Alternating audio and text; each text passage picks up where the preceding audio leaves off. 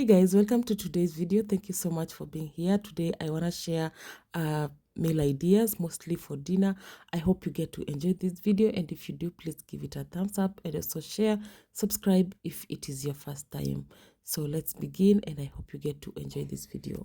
So for my first meal, I want to make a curry, and for my curry, I'll start by adding in some oil into my pot, and then I shall add in some curry powder. I love curry powder when it comes to curries, so that is one spice that I never skip, and also some turmeric, but I love using the back of the spoon so that we can, yeah, it depends on the amount of whatever you want to make the curry with. And then I'm adding some turmeric, some crushed mustard seeds.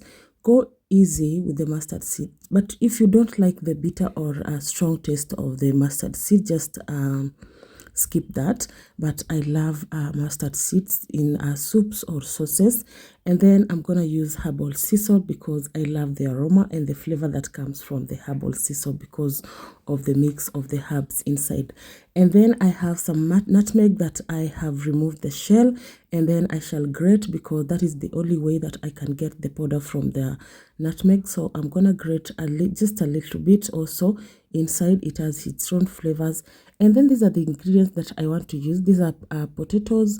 I've chopped them into smaller pieces, and then some garlic that I've already chopped, some onions, and also some yellow pepper. So I'm gonna throw them inside. As you can see, the oil hasn't started like heating up. I love it that way, so that when I mix some of these ingredients, they get to combine well with the spices. And then I shall add in some tomatoes for some tanginess or acidity in my curry.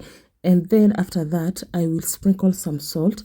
I normally sprinkle some salt on the top and don't get to mix, and then cover so that they can soften the tomatoes. Because I want to blend my paste after cooking all this, I'm gonna blend this into a paste so that I can get a smooth curry. That is what I want.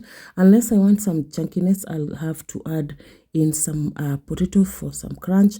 No, not potatoes, some greens, but I'm not going to do that today. I'm just gonna have a very smooth curry. So I'm going to blend this. If you don't have a hand blender, you can transfer this into a blender and then blend. If you don't have any blender, you can just mix everything and add in your whatever you want to make. This is fenugreek powder. Fenugreek powder, I skip the part where I infuse in oil because it doesn't go well with infusing in the oil. So I prefer adding the fenugreek powder at this stage, and also these are the measurements that I do use. So I'm gonna give this a good mix. This is chana dal, the small red yellow lentils. Is it red or the I don't even know, but the small chana dal, they come in orange color. I soaked for like 12 hours before I got to use them. Just soak any legume that you want to use. That minimizes the chances of you getting acid reflux. So that is the reason why I do soak my legumes. And also, when you do soak these lentils, they take a very shorter period of time to cook. You don't need to boil them before you get to actually fry them. Frying them like this gives them, they get to like pull all the flavors from all the ingredients that you've used making them. So next I'm gonna add in a little bit of water just to boil them a little. Trust me, they take 10 minutes, exactly 10 minutes. I don't know if it is the pot, but that is it. So I'm frying also some potatoes because the kids really were craving for potatoes, given that it is a weekend. And then after have cooked like let's say 6 to 7 minutes, I'm gonna add in some coconut cream. I love coconut cream in any legume because they really go well with the coconut cream really goes well with legumes. So you can even use freshly squeezed coconut milk, but on this day this is what I had, so I added some coconut milk, gave it a good mix, covered it for like 4 minutes so that we can cook the rawness of the coconut milk. And that was it. Because I did not have any garnish, I decided just to serve my meal like that, and this food was delicious. I got to make this, make also some veggies and also some rice on the side. Yeah, that is how I preferred serving my dinner. Yeah, well balanced and nutritious. So here I want to make some veggies, and mostly I love broccoli. A mixture of broccoli, red pepper, and also zucchini is what I used on this day. I just throw them all in my pan, sprinkle a little bit of the herbal sea salt, cover it, let it steam for 3 minutes. You don't need to overcook your broccoli, because when you cook your broccoli, I don't think you're going to get all the nutritional benefits that you want to reap from your vegetables. So I normally just cook mine for 3 minutes, or maybe just steam them. Use a steamer and steam them. So this is what I did to my veggies, and as you can see, this is how I served my meal, and this is quite filling. Yeah.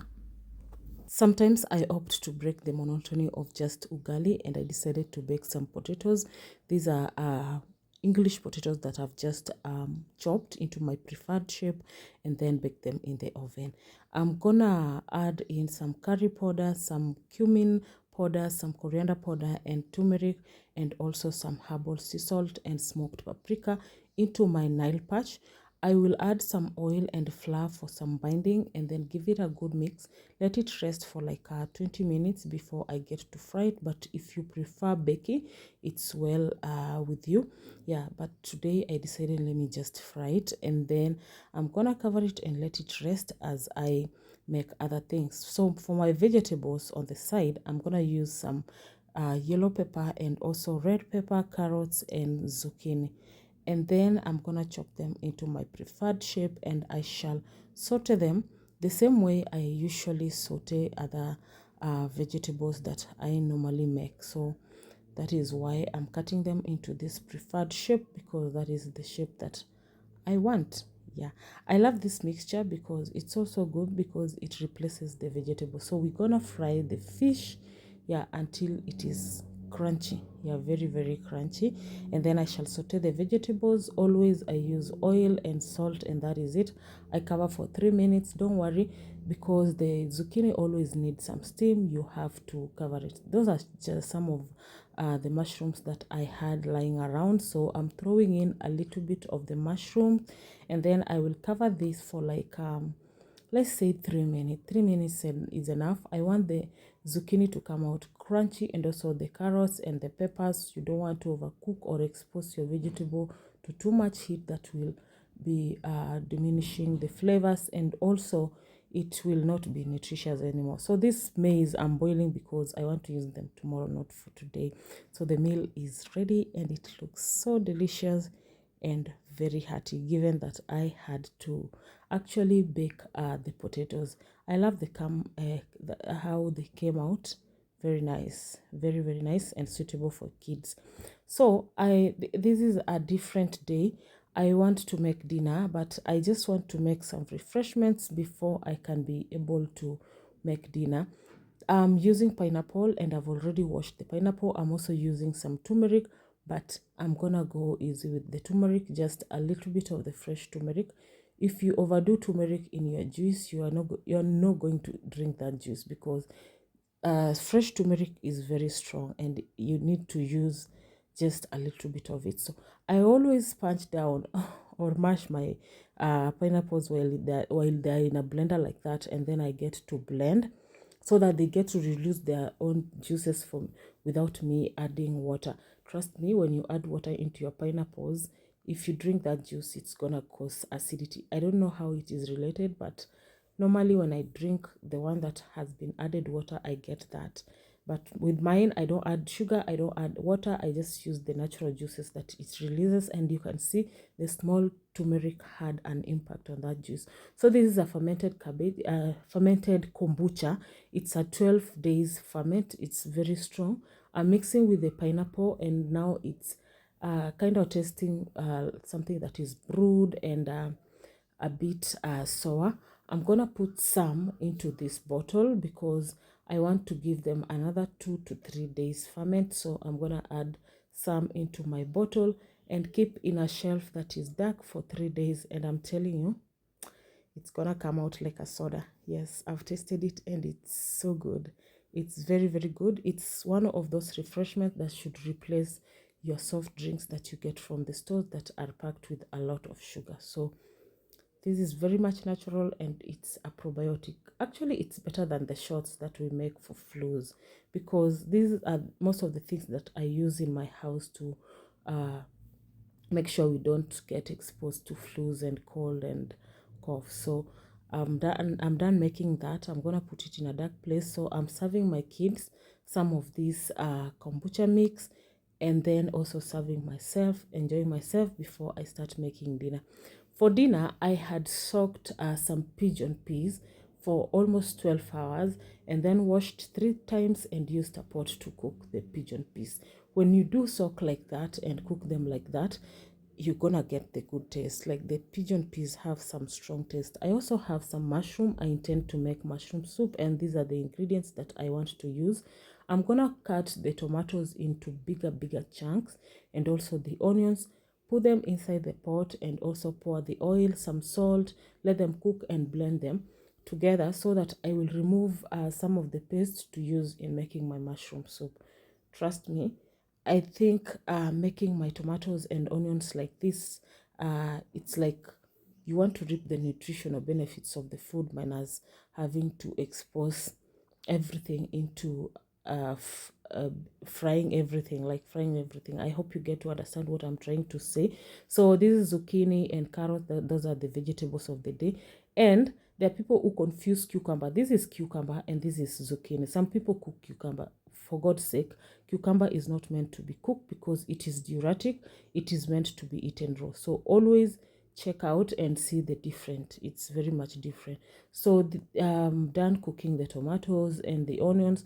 I'm gonna blend them into a paste. After that, I will I will scoop some of the paste and add into a different pot so that I can be able to use the other paste to make the mushroom soup. With my mushroom soup, I'm gonna go easy on it, no spicing or anything, just this paste, some coconut milk, and that is it. So this is what I do with my hack of the beans if you want tasty beans or pigeon peas. So I add a little bit of the beans, I blend like that, and then you can mash with your hands using the spatula if you don't have a hand blender. And then later I add in the pigeon peas, mix them like that and let them cook for a minute or two, and then add in the coconut milk. This is freshly squeezed coconut milk that I did squeeze myself. That is what I'm gonna use in my pigeon peas. Trust me, if you prepare your pigeon peas like this, the taste is quite different compared to when you can just make it normally like any other way of making beans or pigeon peas. So I'm gonna add also coconut milk into the paste that I'm using to make the mushroom, then throw in the oyster mushroom, give them a good mix. I've added some salt for some taste, and here we have the pigeon peas are very much done. I'm telling you, it's very saucy and very delicious. The flavors in there are just amazing. So the mushroom is also done. If you want it a little bit spicy, just throw in some cayenne pepper. And I'm gonna saute my vegetables as always, just oil and salt. This time I'm using Himalayan salt, so I'm gonna cover for like 3 minutes and give it a good mix, and then I shall serve. Yeah, so we have our food and it's very much ready. It looks delicious. Of course, avocado comes in handy with a different load of protein. We have the pigeon peas, we have the mushroom, we also have the rice. Yeah, and this dinner was done and it looked very delicious. I'm telling you, it was very delicious. So unto another day, another dinner. This is on a weekend. I usually love making something different for the weekend. So these are goat ribs that I bought from the butchery. I had them cut into my preferred shape, and this is the skin. I don't like the skin, so I peeled off the skin from these ribs. I'm gonna use only onions and oil and salt to marinate my ribs. I'm telling you, the flavors that come from onions when you are roasting your goat, they are amazing. Just don't add any other thing. Just salt, oil, and onions. Blend them into a fine paste, and then just pour them on the goat ribs or whichever meat that you want to prepare. but mostly I prefer this with the goat. Give it a good mix. After that, just be friendly with the marinade.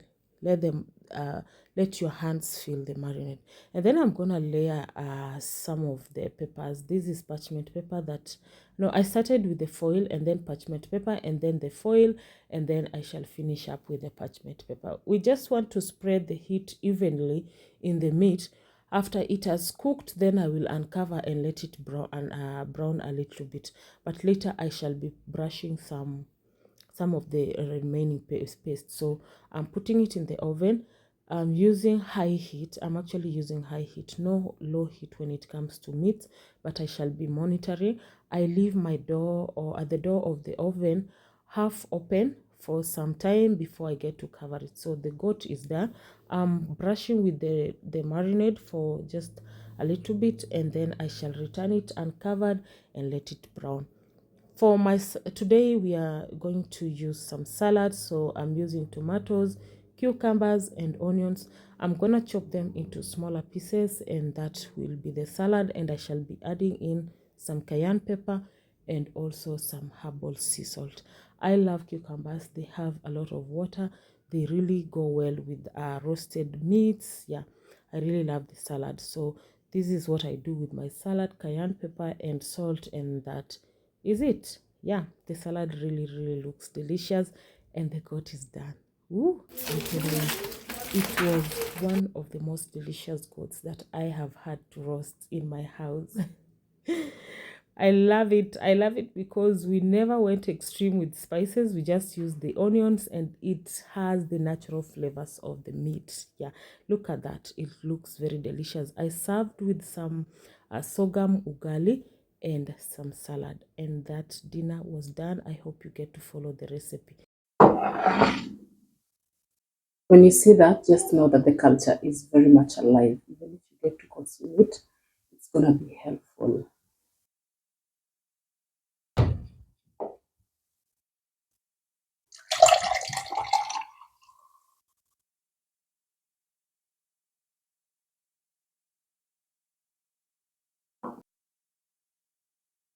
So this is what I want to make today. These are green bananas. I've peeled them. And then I have some coconut milk. I have carrots mixed with zucchini. I have the yellow lentils. Yeah, the small ones. I think they're called chana dal. And I soak all my legumes. Despite the fact that they can cook faster, I still soak them. So I soak this overnight because I knew I'm going to use them today. So these are onions, tomatoes, and a little bit of pishori rice. So let's begin.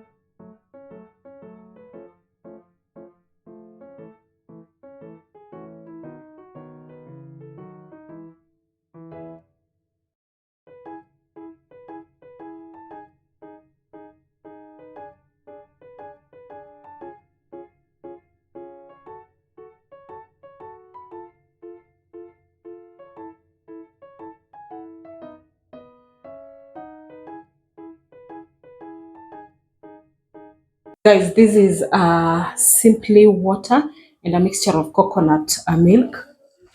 that I freshly blended. And I'm gonna use Himalayan pink salt, just a little bit. Whenever I want to boil my free range chicken, I usually use the onion, garlic, and ginger. Here is my chicken. I have already washed it and cleaned it nicely. It's a free range chicken, very much organic.